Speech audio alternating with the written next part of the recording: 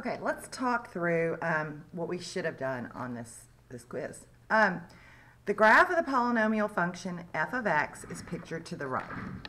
So the first thing I would notice is this is f of x. This is the original function, graph of f of x, not the derivative. From this graph, which of the following statements would be true about f prime? Remember, f prime is finding the slopes of the tangent lines of f of x, of this function. So f prime is less than 0 on this interval. That would mean that we're decreasing, that f is decreasing. So is f decreasing from when x is -1 to when x is 2? That'd be from here to here, yes. F prime changes from negative to positive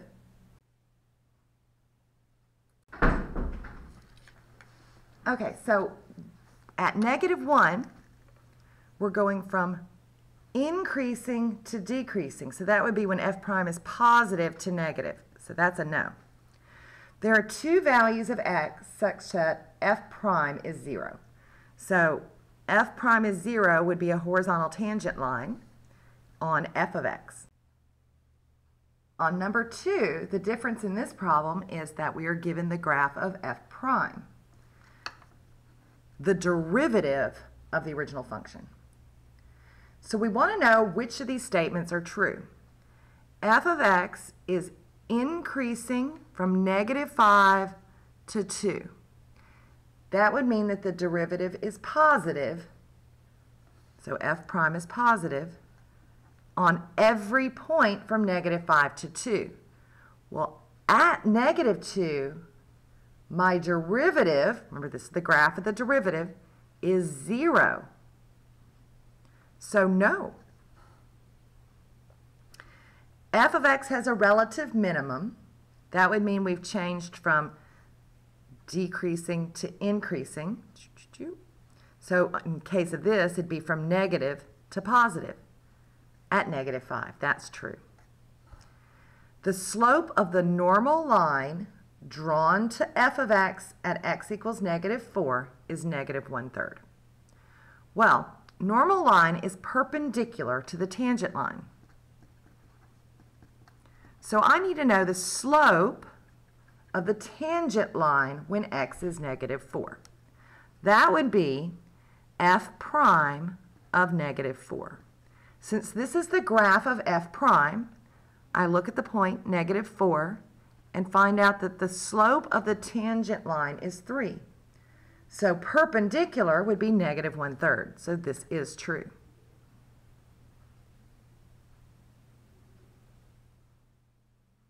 So it should be 2 and 3 only.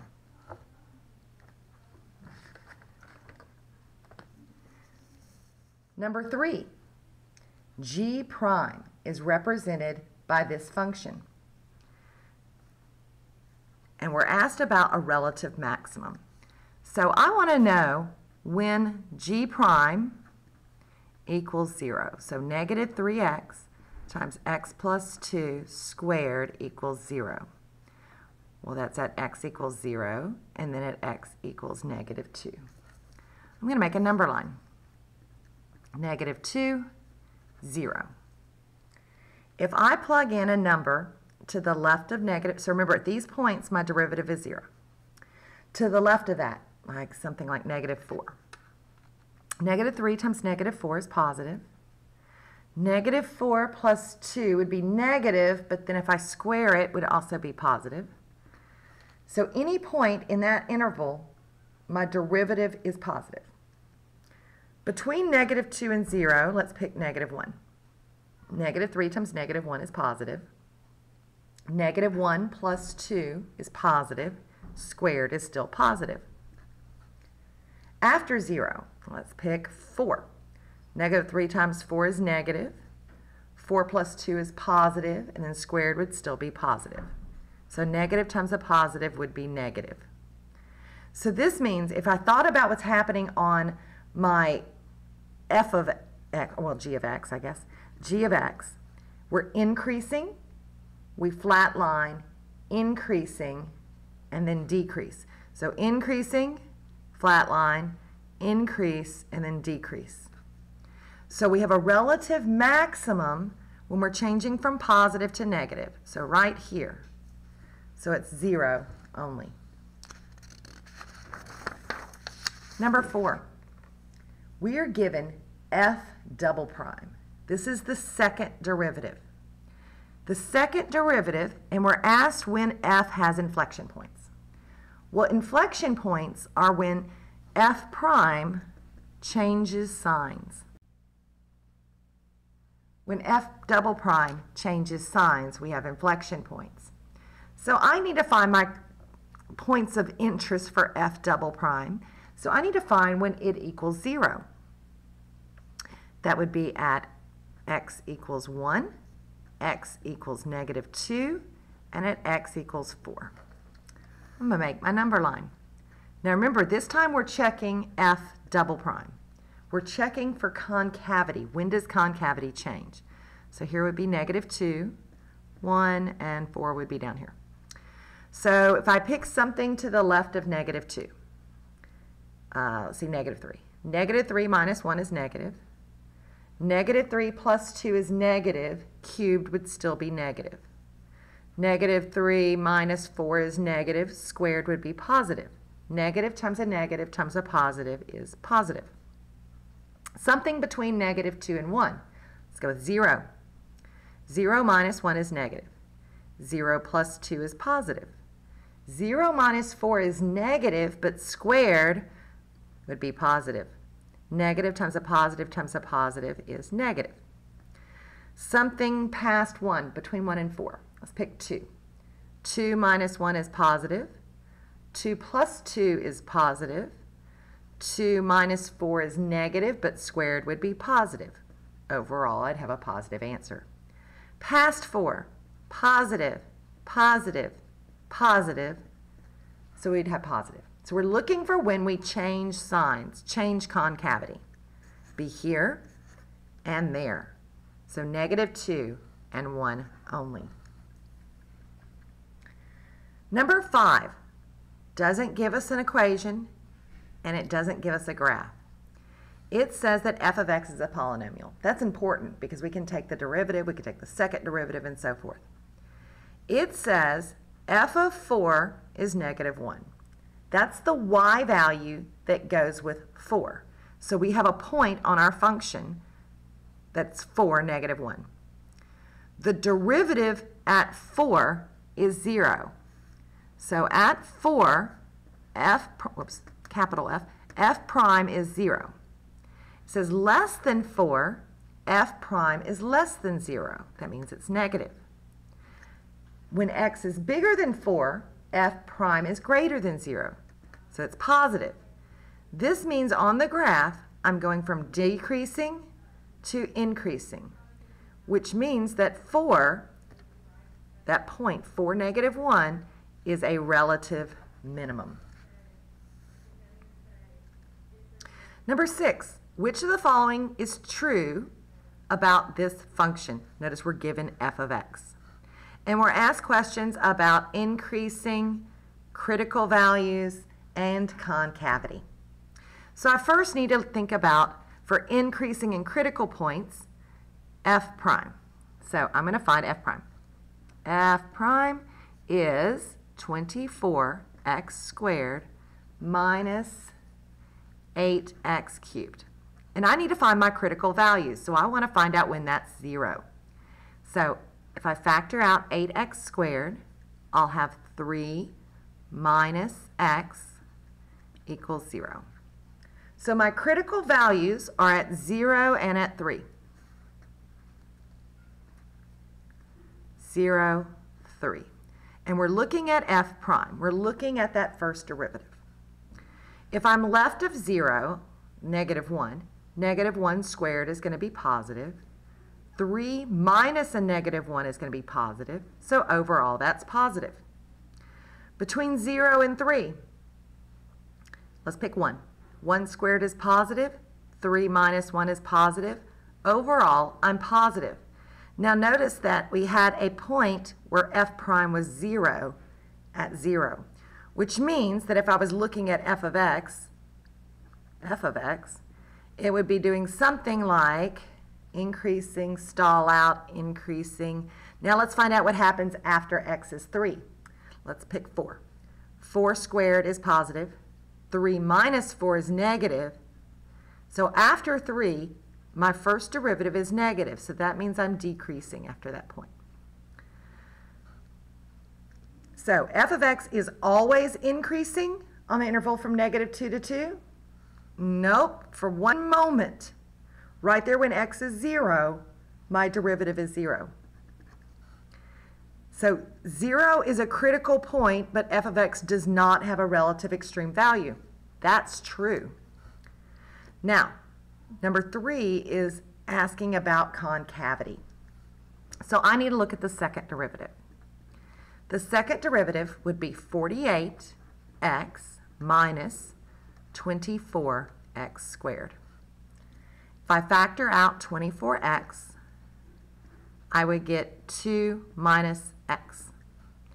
So my points of interest for f double prime are 0 and 2. If I pick -1, 24 times -1 is negative. 2 minus a -1 is positive.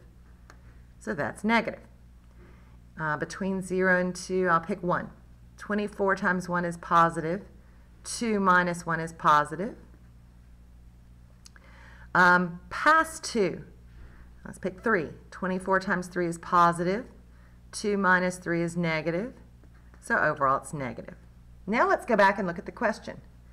F of x is concave down on the interval from -infinity to 0. Well, f double prime is negative, so that means we are concave down. So that would be 2 and 3 only. Number 7 was tricky for several people. It says h is differentiable function of a time that gives the temperature at a weather station. Which of the following is the best interpretation of h prime of 24? H prime is finding the instantaneous rate of change at 24 at a certain time. So it's not the change in temperature over the full day. It's not a change in temperature during the 24th hour. It's not an average rate of change. It's the rate of change, rate at which the temperature is changing at the end of the 24th hour. It's instantaneous rate of change. It's at that single moment. It could have been different at 23 hours, but it's at that single moment, not during a time period. All right. Number 8a was missed a lot, and I apologize for that. That means we kind of needed to review approximation using a tangent line. So approximating a value using a tangent line, we first need to find the tangent line. So a tangent line, we'll need a point and the slope at that point. So I'm going to start by trying to find the point when x is -1. Well, f of -1 is 2, so that means my point is -1, 2. The slope at that point would be f prime of -1, which if I look at the graph, this is the graph of f prime. When x is -1, f prime is -3. That's my slope. So I'm going to use y minus y1 equals m times x minus x1. x1, y1 come from the point, so y minus 2 equals the slope times x minus a -1. That's the equation of the tangent line. Now, if I'm using that to approximate a y value, I'm using it to approximate the y value when x is -0.9. So I'm going to plug in negative 0.9 for x. 1 minus 0.9 would be 0.1. Negative 3 times 0.1 is negative 0.3. And if I add 2, it's going to be 1.7. So f of negative 0.9 is approximately 1.7. Now the next one's talk about increasing or decreasing of f of x. So we want to find when f of x is increasing and when f of x is decreasing. F of x is increasing when f prime is less than 0. So this is a graph of f prime. That means it's increasing, whoops, greater than 0. Increasing when f prime is greater than 0, which means it's positive, which means it's above the x-axis. So that would be from here to here. So negative infinity to negative 2. We're decreasing when f of f prime is negative, when we're less than 0, below the x-axis. That would be from here to here. Then from 1 on. So negative 2 to 1, and from 1 to infinity. At what values does the graph have a relative maximum? Well, f of x has a relative max when f prime changes signs maximum from positive to negative. And if I look back at my graph, changing from positive to negative, that's going to be at x equals negative 2. For what values do we have a relative minimum?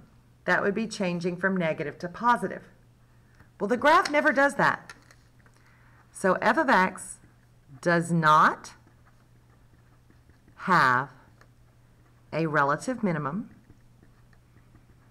because f prime does not change signs from negative to positive. You have to still give your justification. Now the last two problems were absolute maxes and mins. So when you're doing this, you have to do what is called a candidate test. We have to check the endpoints and then also the critical values. So I need to find my critical values. First off, x cubed minus 3x squared is continuous. Check. I can use extreme value theorem. F prime of x is 3x squared minus 6x. I want to know when that equals 0 to find my critical values. So I'm going to factor it, and I find x equals 0 and x equals 2. Now when we're asked to find a relative min and max, we do have to do our sign chart because we're checking for when we're changing from negative to positive or positive to negative. For absolute extrema, that is not necessary. We make what is called a candidates chart. We're going to check x values, and we're going to check the f of x at each of those points. So I'm going to plug in my two critical... Sorry, the video stalled out a little bit right then. So I got my two critical values here and my endpoints here. And I'm plugging them back into the original function, to f of x. So when I plug in 0, 0 cubed minus 3 times 0, I get 0. When I plug in 2, 2 cubed is 8, minus 3 times 2 squared, 8 minus 12 is negative 4. When I plug in negative 1, negative 1 cubed is negative 1, minus 3 times negative 1 squared, which is 1. I get negative 4. When I plug in 3, 3 cubed is 27, minus 3 times 3 squared is 9. 27 minus 27 is 0. So I have an absolute maximum at the y value of 0, and that happens when x is 0 and when x is 3. I have an absolute minimum at negative 4, and that happens when x is 2 and when x is negative 1. Number 10, x over x plus 2. This is a rational function. There is a possibility of a vertical asymptote. That would happen when my denominator equals 0. So a vertical asymptote is going to happen when x plus 2 equals 0, which is at x equals negative 2. That is in the interval from negative 4 to 0. So h of x is not continuous on that interval from negative 4 to 0. Therefore, EVT does not apply. And if we want to think about why, if I've got a vertical asymptote there, my graph is going to be going up and up and up, and then down and down and down. So there's never a maximum or a minimum.